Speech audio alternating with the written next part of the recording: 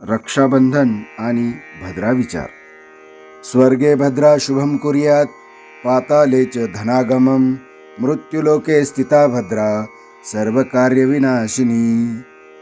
मंडळी, जर कधी भद्रा कुंभ, मीन, कर्क, सिंह या राशींमध्ये असेल आणि ती मृत्युलोकात भद्रा असते, मेष, वृषभ आणि मिथुन, वृश्चिक स्वर्गलोक, त्याचबरोबर कन्या, तुळ, धनु, मकर पाताल लोक भद्रा ज्या लोकात असतात तिथे प्रभाव टाकत असतात, असे बऱ्याच ठिकाणी वाचण्यात आलेले आहे.